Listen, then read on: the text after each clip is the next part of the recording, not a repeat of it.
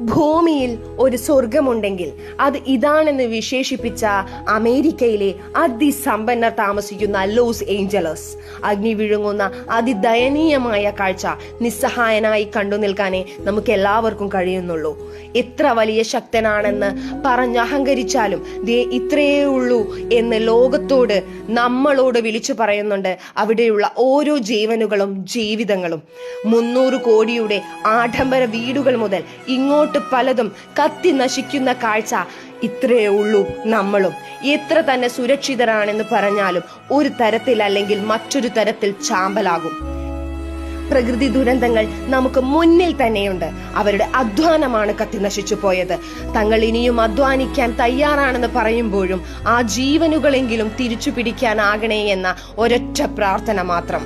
ജീവനുകൾ നഷ്ടപ്പെടാതിരിക്കട്ടെ.